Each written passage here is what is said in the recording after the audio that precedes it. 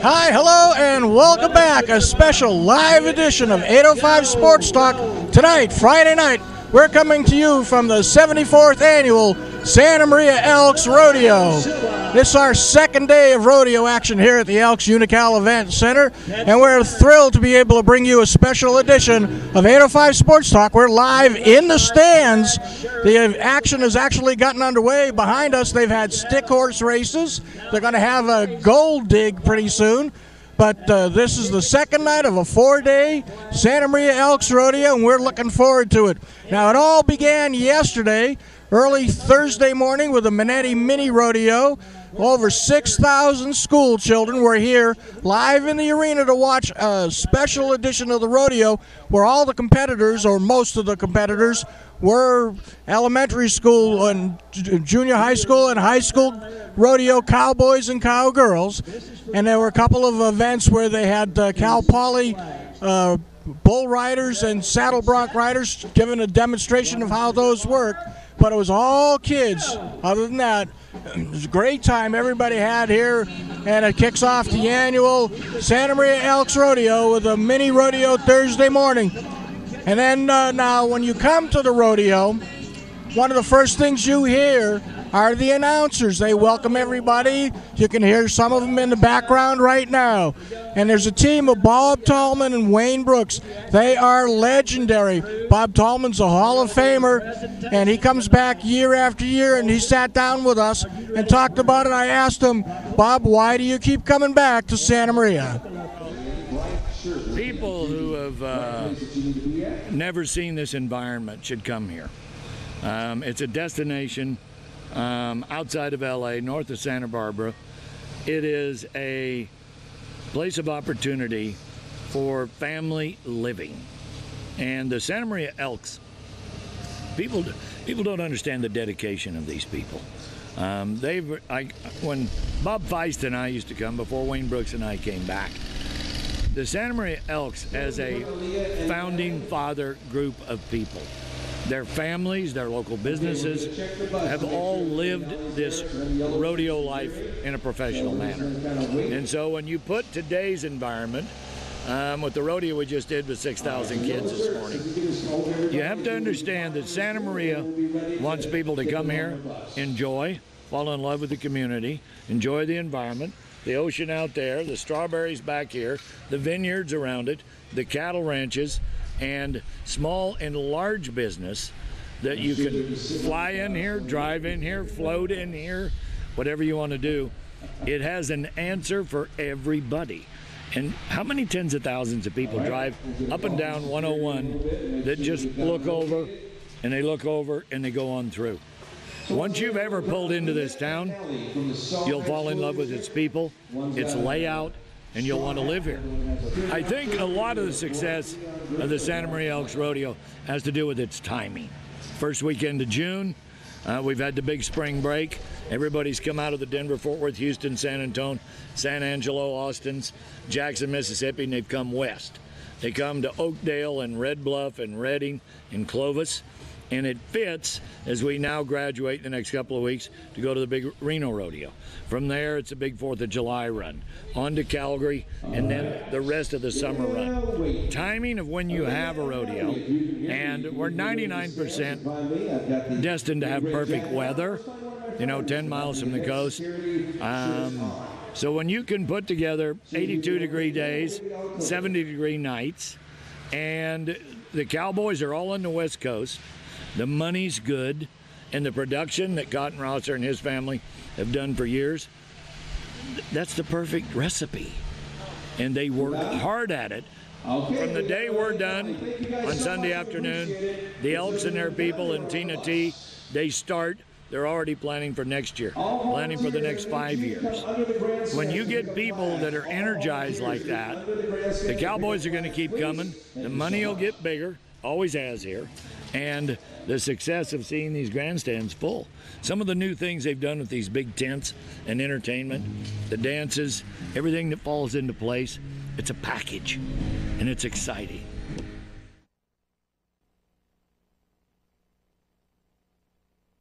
In the world of rodeo, Bob Tallman and Wayne Brooks are unique. There are not very many two-man announced teams. Now, Bob announces from the media center, the press box, and they built him a special outdoor deck so he can broadcast from outside. Wayne is in the middle of the action. He broadcasts right from horseback inside the arena, and it's a unique partnership.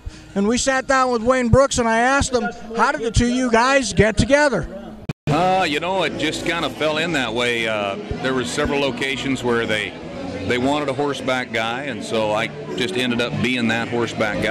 And he's up in the announcer stand, of course. And so what happens is it divides up the work, and in today's world of entertainment, there's more things packed in that 2.5 hours than ever before. So when it comes to sponsorships or advertising or the mutton busting or the Elks team roping or all the professional events or the motorcycles or whatever the case may be, if there's two guys there, it makes it a lot easier and a lot handier for each one of them to kind of shoulder half the load. This is 24 years, yeah, sure is. So yeah, I got a few years under my belt, you bet. Were you a competitor first? I was, yep. I rode bucking horses, and I was the best 3-second bareback rider around. But the rule is 8, so it didn't work out too good for me. It was a lot of fun, but you've got to be so athletic, so physically fit, so focused on what you're doing. With today's bucking horses and bulls, I think they're probably better than ever before. So you have to be prepared for that. And if you're not in the top 3 or 4% of your class, per se, with mental and physical fitness, you can't win. So it takes just the right kind of guy to climb the ladder of competition here in pro rodeo today in 2017. You know what happens is it's not brain surgery, but you have to have the right ingredients to make your cake taste good. And to make a rodeo taste good like we've got right here, you have to have enough money to attract the right contestants. You have to have the right stock that the bucking horse riders and the bull riders want to get on. And then the right guys is the other equation.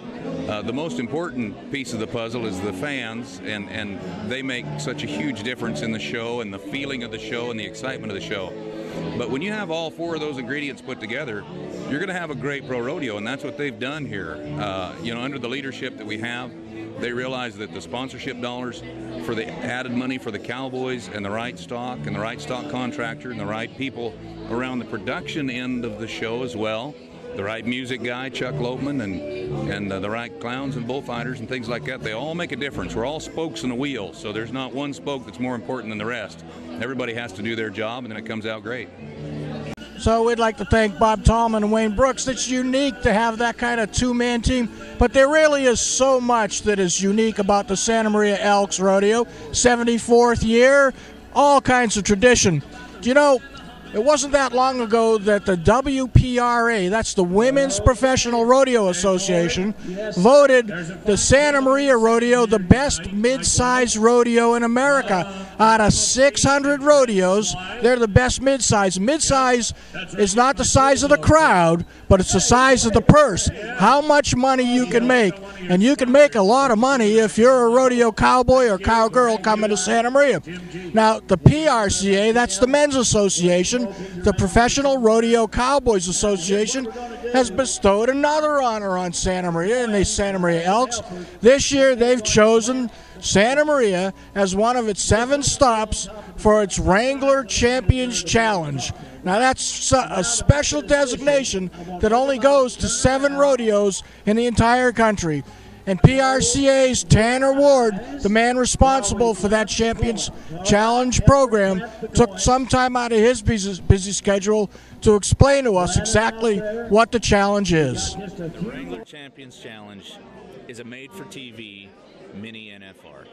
You've got many of the contestants that compete at the NFR every year, and the remaining of the 88 contestants come from the 2017 PRCA Weather Guard World Standings. You literally have the best of the best in professional rodeo here at this rodeo. They each drafted 6 contestants from the top standings at the Wrangler NFR at the end of 2016. They put together their teams. We took the remainder from the 2017 World Standings, and you're going to see the different teams. You're going to see Coors, you're going to see B&W Hitches, Wrangler, Justin, to name a few. And they're all competing as a team. It is, minus some of the production, it is identical. You will have the same contestants, and I would say about 90% of the contestants that you're going to see here will go on to the Wrangler NFR. So the Champions Challenge brings together the best of the best. As he said, it's like a mini NFR, National Finals Rodeo, which the PRCA holds every year, and the WPRA in December in Las Vegas. So what you've got is current world champions in every event, recent world champions, or cowboys and cowgirls that are in the top 6 in their respective events come to Santa Maria and 6 other cities, and it gives them a chance to earn money and points towards qualifying for the National Finals Rodeo. So we had, when the rodeo opened Thursday night, some of the best. The world champion all-around cowboy was here. Some of the top current world champions in team roping and tie-down roping, in bull riding, saddle bronc riding, barrel racing, were all here in Santa Maria, and this place was packed. Over 6,000 people in the crowd, and they were enjoying themselves because they got a great show, championship quality show put on by the PRCA in their Champions Challenge. And the Elks were really hoping the people of Santa Maria would support this, because you got to earn your spot in the Champions Challenge, which means if the PRCA and the WPRA think that Santa Maria brought it, they'll bring it back every year, and you in the audience can be guaranteed an opening night show that's like your own National Finals Rodeo. It's something you just won't believe. I'll tell you what, this event means so much to the Elks and the city of Santa Maria. It's blown away the people like Elks Rec President Phil Harwick, who talked to us about just how much this whole thing means to the community. This is like having the complete A-list of Hollywood show up for an opening movie in Santa Maria. This is the absolute best of the best coming to our town. It's just an astonishing event, an amazing thing to have happen in our windy little city. It is really exciting. It's a little scary too. We're already talking about ways to improve it, and we haven't had the rodeo yet. As we build and improve things, we start planning for the next thing that we can do that'll improve it. You don't make an immense amount of money with a rodeo. We're here for the advantage that it provides to Santa Maria, and the money we do have after the rodeo goes for seed money for the next rodeo, and what little is left over we use for improvements. And so we have to be really careful and plan carefully for what we're going to do next. We have long-range plans. We would really love to build that center into something that would be a regional center for not just rodeos, but for musical events, to bring as much business to the town as we can. And so, yeah, we start planning. We have long-range plans, short-range plans, day-to-day plans. Yeah, this is an exciting event because it's going to bring so much notoriety to our town. And Santa Maria's never been showcased internationally before in our history. About 20 years ago, we were on Wide World of Sports, but it was only a national television production. So 2 weeks after the rodeo, it doesn't matter where in the world you are. My brother, for instance, who lives in New Zealand, will be able to watch the Santa Maria Rodeo. And yeah, that's exciting to me. The rodeo that goes on Friday through Sunday afternoon, this is still an amazing rodeo. We still have our share of champions that show up because we're a medium-sized rodeo, and we have a pretty good-sized purse. And our motto, our overriding motto in our rodeo is unlimited hospitality. People that show up at our rodeo get treated very well. It doesn't matter whether they're a champion or it's their first year rodeoing. They're going to have a good time. We'll see to that. We treat our rodeo contestants as guests, and that's also how we try to treat our audience. we treat everybody just as absolutely as well as we're able to. We try to make this the best experience for whether you're coming to watch or whether you're coming to participate. We try to make it the best experience possible for you. Tim Murphy is the head of the parade committee. He and I were just talking about an amazing number of volunteers we have. This is a meet and greet that we're doing this interview at, and there's a couple hundred people here. But right now, while we're doing this meet and greet, while there's a couple of hundred people here that'll work tomorrow and all the rest of the weekend at the rodeo, right now there's about 200 volunteers out the rodeo still working. And they'll be out there easily until midnight tonight, getting everything set up. So 400 or 500 truly dedicated people. The truth is, we don't know the exact number. People come and go, and they just come, they show up, they don't ask for anything, they work hard, and then they go home and leave behind a really good rodeo. So welcome back. We are live at the Santa Maria Elks Rodeo 74th edition.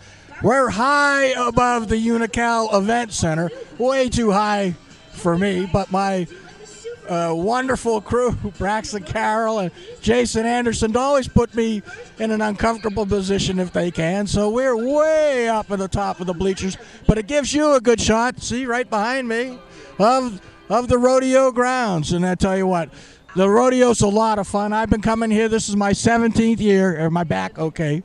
This is my 17th year, and we've talked a lot about the rodeo and the importance of the rodeo, but let's talk about some of the fun. And I tell you, one guy that knows how to have fun and is in the middle of it is Bill Agan. He has a band that plays before the rodeo and after the rodeo. This San Ynez cowboy is involved in the extreme bronc riding and something that's near and dear to his heart, cowboys kicking cancer. Well, what does the cowboy do when all of his work is Director of the shoots during the mini rodeo for the kids rodeo, and I do with Tony. Him and I split the warm-up for the, while everybody's being seated, we get up there with the microphones, just goof off. That's all we do. We goof off and have fun. The kids are great, and hopefully by the time it's all over, I'm still awake. Yeah, tell me about it. So, extreme bronc riding. Yes.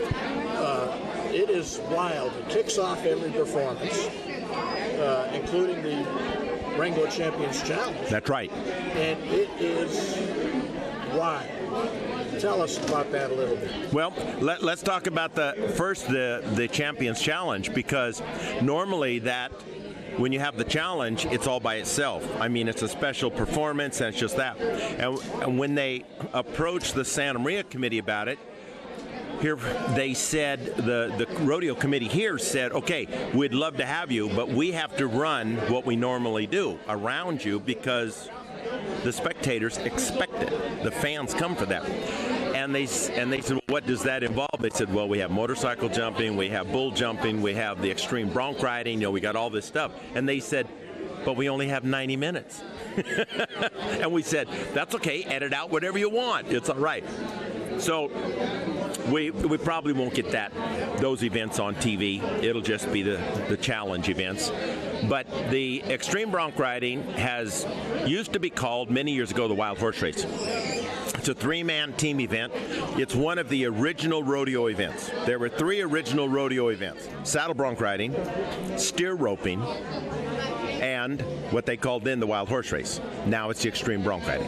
Okay, those were the 3 original rodeo events. If you went to a rodeo in the 1880s, 90s, early 1900s, and the Pasadena, the Rose Bowl parade was started with rodeo. That's how they started that. And it was a parade into the rodeo arena, and of course it was to sell land in Pasadena, and we knew that was never going to be worth anything, so nobody bought it. You're heavily involved in Cowboys Kicking Cancer. Yes. Tell me a little about that. We started it 5 years ago, and last year we got on to children's cancer. And we were kind of looking for our niche, and we found it. There's about 300 children in Santa Barbara County who struggle with cancer. And that was way too many for us to approach. So we worked the Santa Maria area, and last year we raised money and gave it to families. We had 16 kids invited. Now this year, we have 25 kids. That's up to 18 years old. But a lot of these kids are 4, 5, and 6, and they have had cancer their entire life. So we bring them out here and we honor them on Thursday night with the Circle of Champions, give them dinner, and every one of them this year will receive a pair of boots, a belt, a pair of Wranglers, a resist-all hat, and I think and a neckerchief. They will be honored at the dinner. Then them and their families will go into the stands, and they're all given free seating to watch the rodeo. And then on Saturday, we have the Kickin' Cancer fundraiser, and that goes from 1 to 5 at the arena. They're all invited back again to the Unocal Center and to that. And everybody comes out. The Cowboys come out. We have stations where the Cowboys teach you how they work their events. We have the motorcycle jumpers there. Bob Tomlin will be out talking. We've got Cotton Rosser will be there, shake hands, Mr. Flying U himself. And we hope to raise, between boots in the stands that we do each night and that fundraiser, $25,000 this year. All the money raised goes back to the kids. There's no administrative costs. We're all volunteers. We don't take anything out. Also, the donations this year have just been pouring in. We've been going and talking to civic groups, Chamber of Commerce, Rotaries, that kind of thing. The Chamber of Commerce in Santa Maria, I don't know what they gave us already, but they just called us and said that they had a giveaway package, and the people only wanted half of it, and they're going to write us a check for $1,250 for the other half of the package and donate it to us. They just called us an hour ago with that. And everybody's just pouring in, the hotels, the restaurants, for our auction. We have silent auction, we have a live auction, and then of course we have boots in the stands where we actually go into the stands with boots during the performance, and that's mostly done by young kids that do it. And pass the boot. It's hard to talk about. Pass the boot. All right, let's. So we are live from the Santa Maria Elks Rodeo. We're having a lot of fun here, bringing you a special edition of 805 Sports Talk right from the Elks Unocal Event Center Arena. The action for tonight, the extreme bull riding that Mr. Agan is involved with. We'll be kicking things off in just a few minutes. Kent Lane will fly in the world's largest American flag. The weather's beautiful for it tonight. So he'll be flying it all in, and the activities will be getting underway. And I'll tell you what, no rodeo is complete without a rodeo clown. And my new best friend, Rockin' Robbie Hodges, is just hilarious, and he's been here all week. I've gotten to know him. We talked many times over the phone before he first came to Santa Maria, and we've spent a lot of time together since he came to Santa Maria. I went to his clown school. I got a master's degree in clownsmanship. It was a lot of fun, and I was in the arena with him yesterday morning for us to do the first event, the Elks Mini Rodeo, the Minetti Mini Rodeo. And Rockin' Robbie is just a funny guy, and he believes in what he's doing, and I asked him, why are you a rodeo clown? I was raised up in a racing family. I've always appreciated, I don't want to say my elders, but my predecessors, the ones that came before me. And I think it's a disservice to those guys like Quail Dobbs and Rudy Burns. And, of course, Ted Kimsey's the greatest ever, in my opinion, him and Rudy, when they used to work the bullfights, So I decided a long time ago that if I was going to be a barrel man in this business and call myself one, I was going to be one. And I learned in Okeechobee, Florida, how to work that barrel, because them bulls down there, they get seen twice a year. And if you don't work the barrel down there, somebody gets hurt. So I started doing that, and that's kind of what I'm known as the old barrel packer. So sometimes I don't want to be, but I know Cotton will have some mean ones here, so we'll get rolled around pretty good in this arena. But my job is twofold. You have to entertain folks, because rodeo's so unscripted.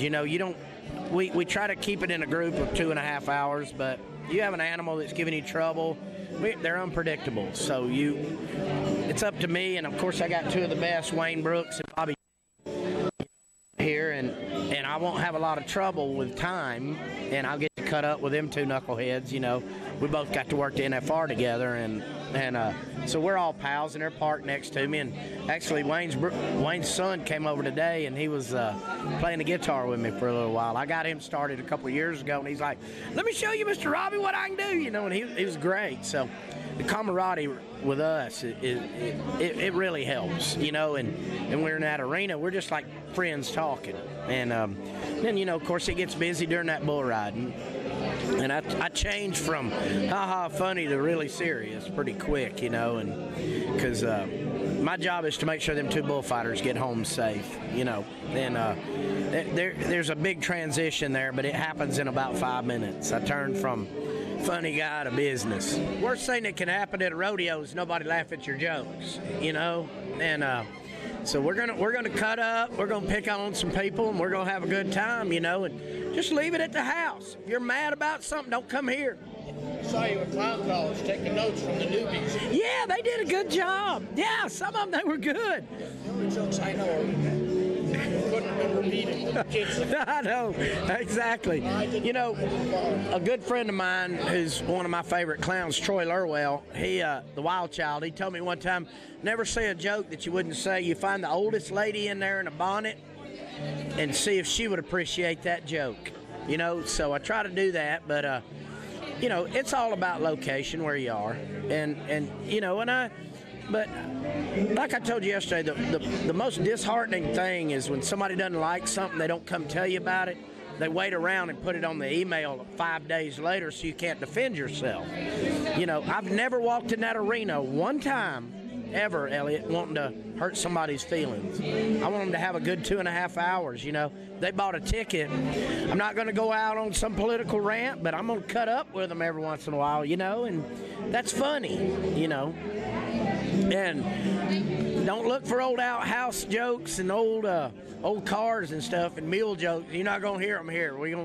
Everything's audience participation this year. We're gonna get some people out of the crowd to do my acts. And well, it gets off. So there's a lot of riding and roping. There's bull riding and saddle bronc riding and bareback riding, team roping, tie-down roping, steer wrestling, all kinds of action in the arena. But there's a lot of things happening on the Elks Rodeo grounds, inside and out. They have a full midway here. They have Camp Buckaroo for the kids. It's great. They got a bounce house. They got, maybe it's a bounce castle. It's pretty impressive. They got a petting zoo and pony rides. There's a lot of things for kids to do. And then down the midway, you got all kinds of food vendors. You can get yourself a beer. You can buy yourself a new cowboy hat, souvenirs, kettle corn. So there's all kinds of things for you to do, but you got to get here early. They have concerts before the rodeo, concerts and dances after the rodeo. There is just so much going on inside and outside the arena, so that even though the actual performance hasn't kicked off yet tonight, there's a dance group going on, little kids dancing in the arena right now. There's a concert outside the arena right now. There's plenty for you to do, and there's tonight, Saturday, and Sunday for you to come down and do it and enjoy. And I'll tell you, I've had the privilege, this is my 17th year at the rodeo, and I've had the privilege to get to know one of the living legends of rodeo, a Hall of Famer in every rodeo Hall of Fame, Mr. Cotton Rosser, 88 years young, soon to be 89, Cal Poly graduate. He is the godfather of rodeo. We caught up with him, sat down, and it was a privilege to talk to him just about Santa Maria and the Central Coast. It's been a great life. I'm the richest guy in the world with memories and friends. I think about all the lives in the Elks Rodeo, Butch Seamus, Big Boy Holman, Holmes Bell, all the wonderful people here. And when I was here at Cal Poly, I rode here at the old arena. And I was just going to Cal Poly, 18 years old, and it was a great show then. And look what you've done today, Elliot. I mean, this is something. I was just telling her, man, what you guys have done, Butch Seamus and them would be so happy, and Clarence up there looking down at us. What these Elks have done, Tina and the whole group, you put the Santa Maria Elks back on the map, big map. One of the biggest shows in the country, one of the second or third biggest shows in the state. You know, I have a coat, a red coat that Stoney. You know, that Stoney was Clarence Bonetti's nickname, and he gave me this coat and got cotton on it. Somehow I misplaced it. I always wished I had another one of them Santa Maria Elks red coats. But this has been a great rodeo, and geez, you got the parachute jumper, you got the bull jumper, you got the motorcycles, plus you got a hell of a rodeo. You know, wild horse race. You got the whole 9 yards here. People don't realize it. So you got a doctorate from Cal Poly a couple of years ago. Yes, sir. Do we have to call you Dr. Cotton? Well, the president of the college, Jeff Armstrong, calls me doctor, but I don't really deserve that degree. I was a terrible student. When I went to Cal Poly right after World War II in '46, there was no girls, you know. And man, the thing now, it's 80% girls, but man, it's changed so much now. Did you hear what we did on the football field at Cal Poly? Well, the college has been sells out their Poly Rodeo every year. In fact, Tina and Jonah helped with the marketing, and they put some folks in there. We got on the football field. They gave us 80 hours to get on and off the football field. We put the Visqueen down, the 1,500 sheets of plywood, 2,000 yards of dirt. Reno Rosser brought in our arena, put it up. We had sold the thing plumb out, 11,200 people in the grandstand. We sold out the boxes, 1,500 people. The VIP tent had close to 15,000 people in it. One biggest college rodeo in ever held was at Cal Poly, right on the football field. And they were so worried about their grass. Sunday morning when we got through taking the dirt off and the plywood, we raised that plywood up and that grass was perfect. In fact, the president said it was even better than it was before they laid it down. So Cal Poly, of course, I went there. I was the first roster. My daughter Catherine was the 9th roster to go. The 9 rosters that went there, and I got a whole herd of them coming behind me. Whole herd of rosters. Might be another 15, 20 years, but they're all 4 and 5 years old. But Cal Poly was great to me, but I wasn't a very good student. I spent more time at the rodeo arena, but I learned how to learn in Cal Poly. So we're ready to kick off tonight's edition of the Santa Maria Elks Rodeo. You know, I want to let you know that we're going to be here all weekend as we always are. You can read all about it online or in print in the next editions of the Santa Maria Times, our Sunday, Tuesday editions. We'll have it all for you, all the action. And I wanted to mention this too. We're going to be at both of the CIF Southern Section Championship baseball games Saturday. Santa Maria and Rigetti High Schools are both playing back-to-back in Riverside Saturday, and we're going to be there covering those too. So we'll have that action for you online and in Sunday's Santa Maria Times. So if you can't make it out to the rodeo or down to Riverside, we'll keep you up on all the action. But if you can, go to Riverside and support the kids at Rigetti and Santa Maria and come out here to the rodeo. It's a great time. You know, we've had a great time bringing this to you, showing you a little bit about the rodeo, introducing you to some of the people. They just had a very special ceremony. Every night at the rodeo, they dedicate a performance to somebody, mostly to Elks volunteers. Now, if you come out tomorrow night, you can watch the rodeo embarrass me, because in their infinite wisdom, for some reason, they've decided that they're going to dedicate Saturday night's performance to me, Elliot Stern, your sports editor of the Santa Maria Times. So I'll be here for that and all the action. I want you to read about it online. I want you to buy the paper. But come on out here and enjoy it, and then you can go home and read about it. But more than anything else, we'd like to thank you for joining us on a special edition of 805 Sports Talk. We'll be at the rodeo all weekend, and then we'll see you next week, Wednesday, for another edition of 805 Sports Talk at SantaMariaTimes.com. Thanks again, and good night.